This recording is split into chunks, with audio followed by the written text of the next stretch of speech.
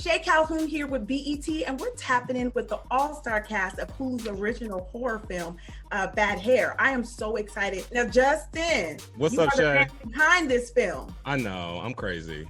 No, I love it, Justin. I'm gonna just jump right into this because let's do it. As a man, I am so intrigued by the fact that you did a whole film about Black women's hair. Mm-hmm. What was the idea behind that? Well, first of all, I'm not just a man. I'm a gay man. So there's a whole other, keep it clear. There's a whole other situation, okay? Especially when it comes to, Black gay men and our women heroes and icons. So that's Sheroes. That's how I, understood the world. I was raised by my mom and her sisters. And, one of the first movies I ever saw was Nightmare on Elm Street. And when I realized there was this whole hair, motif in Asian horror movies, particularly Korean horror movies like The Wig, a movie called X-Day, I was like, where's the American version? Where is that? To me, hair really is an element of horror for any Black person at some point in our lives.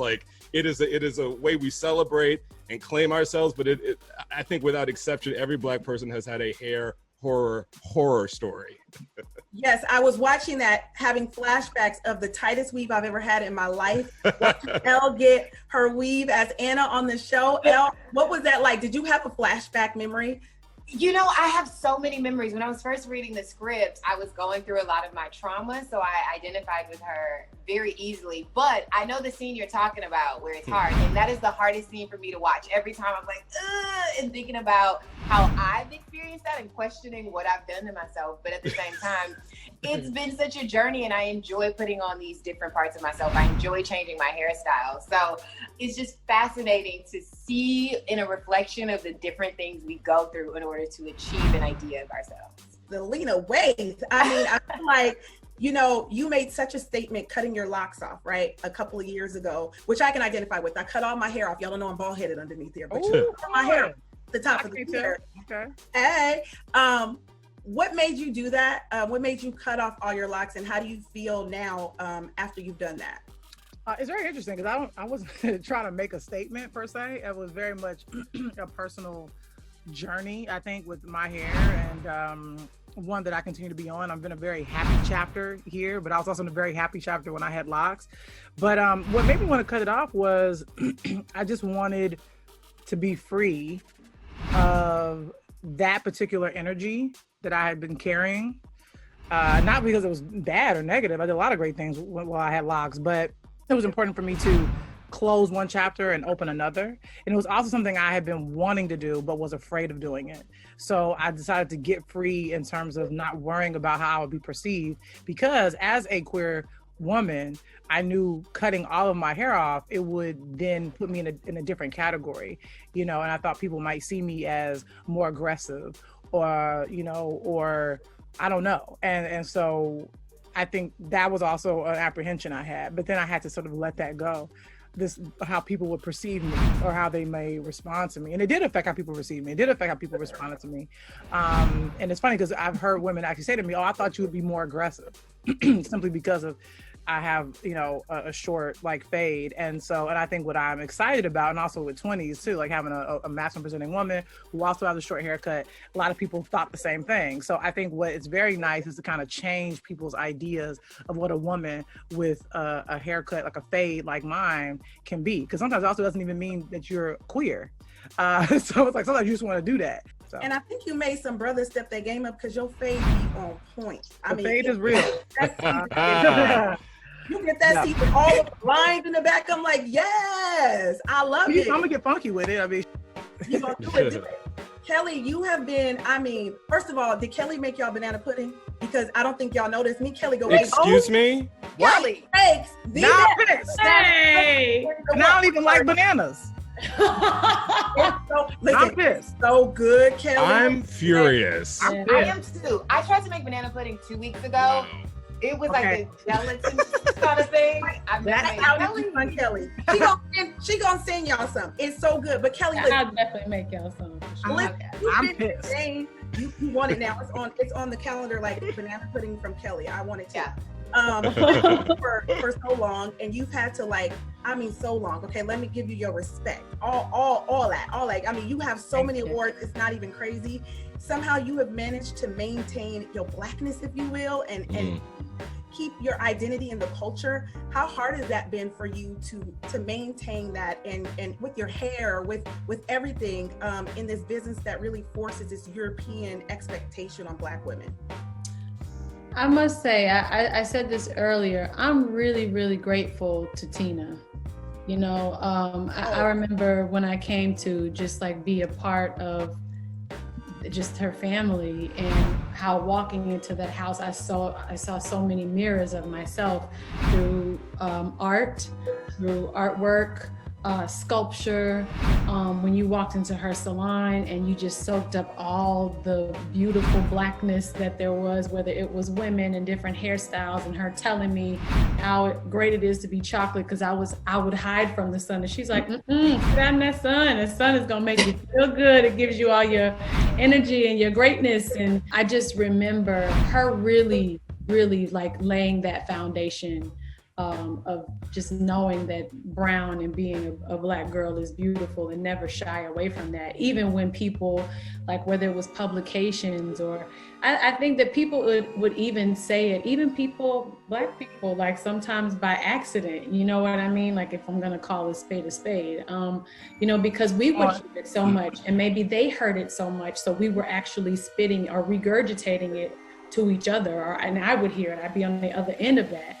So I don't think it was intentional. I just think that was how systemic it was, and how rooted it is, and how we have to continue to unravel what that is, and allow each other to just like be in our natural space, in our beautiful brown space, in our beautiful Black space. And I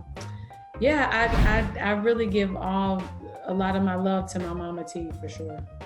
And I think that's perfect to bring us into Black horror films in terms of the history of it, and how we have not had those lead characters, and now it's so important. We have the Jordan Peeles and the Misha Green and the Nia DaCosta, and you, Justin. A lot of times you see that they have the political undertones and racial undertones. Do you think that that's an important element, or we'll get away from that and just be able to do just, you know, thrillers and horrors alone?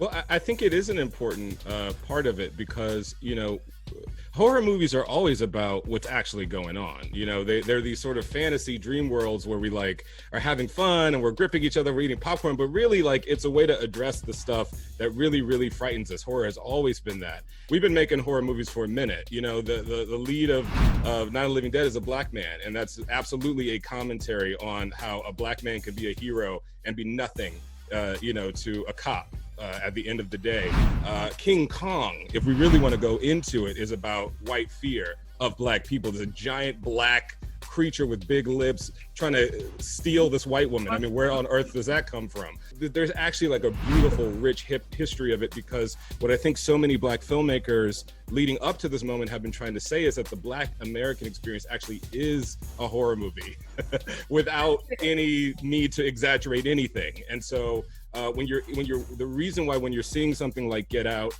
or Us, you know, or I'm sure Candyman, I can't wait to see that movie, you know, the thing that you're feeling is that, oh shit, this is something that's actually like right outside the door. Yeah. It's a safe space to have a nightmare. So hopefully we can wake up from it. I didn't even write that beforehand. I just came up with that. That was, you better educate us. Come on, Mia. Listen, I said one thing I know is the Black lead ain't gonna die this time, because you never survive. How important do you think it is for us to have this opportunity as Black women, for you, Elle, to have this breakout role that's about to blow you up, girl? You about to blow all of Thank you. Speak it.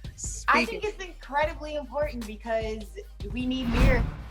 We need images of ourselves to sometimes believe and imagine. Like, there's so many times in which we have unseen boundaries around our minds that are there because we've only read books about white heroes. We've only seen images that are represented or representations of beauty that look nothing like us. So subconsciously we start to tell ourselves things. There are little lies that are planted and not always done on purpose. I'm not saying that they aren't on purpose, because there are times where it's intentional.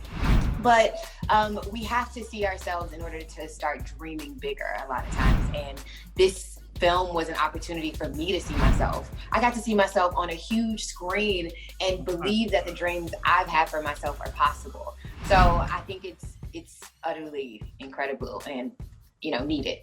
I think the variations of Black beauty that were depicted on this film with you ladies was amazing. I love the part in which, there was a line that says, you should be able to wear your hair any kind of way, right? Like, if you want to wear natural, wear natural. If you want braids, wear braids. And we can't do that. How much of the onus of that do we take as a Black community, as Black women or Black men, to encourage the younger girls and the younger self? So I want to know, what would you tell your younger self? What would you tell the young Lena in a couple words? What would you tell the young Kelly? Tell me what you would tell that little girl. I'll be honest. I would say don't perm it. I mean, is that too basic? Is that simple? Okay. No, I was thinking the same thing. Okay, cool. It fell out. It's like, that was the first, virgin hair. Now it's gone. I mean, can I be really keeping a buck? And a lot of this came from us, our community, when Queen Bee was like, let me tell you something, her hair is gonna be healthy and know what it's supposed to be doing. And it was people in our community that were throwing these really horrible things at this young queen about her hair as it was growing and doing its thing. And I remember being a young kid, not being able to understand that. And big ups to Queen Bee for saying, we're gonna let your hair do what it does. And now you're looking at it all glorious and beautiful and healthy and strong. And so I think that's why a big thing to me is like, we have to celebrate the hair that grows out of our head, if that's what, until that child is old enough to, I think, able to make those decisions. But even I was too young, I think, to be making decisions about my hair. But that's why I say, if I could go back, I would say, let it do what it does, and then when you get older and you are in a position to upkeep and do the things that maybe if you want to do it, cool. But that would be my advice, is like, it's fine. Like, you're fine. Leave it alone. Leave it alone. In one word, each of you, what's the word you would think to describe this movie? One word. I'll give you two because you're the creator. So Justin, I know. Justin? Provocative. Oh, yes, provocative. That's good. Necessary. Necessary. Elle, you should get the last word. So okay. I'll jump in. Honest. Okay, now Elle's like, I don't have a word. She's like, you guys do. My words. These were my words. That is hard though. It is hard to describe it because the movie is so layered. Okay, it's your breakout role, Elle. You get two. You get three. That's fair. Yeah. Okay. I'll say transformative. Ooh, look at that. Damn, you been that out. Listen, I agree. I believe this is a provocative, transformative, amazing film. It is a must-see for everybody. I want to thank each and every one of you guys for taking the time to talk to us here at BET. We just tapped in with the cast of Bad Hair, Hulu's original horror film. Hulu, October 23rd. October 23rd. Hulu, go see it. Bad Hair is Black women doing their thing. Black girl magic personified. Yes. Houston's in the house. H-Town. Chicago's here as well. Now listen, I did notice the little nod to BET in this film. Oh, that's all Justin. I don't know about that. Culture TV. Yes. We're coming on for you. That's not the song. I'm sorry. For us? I get it. Yes. Guys, thank you guys so much.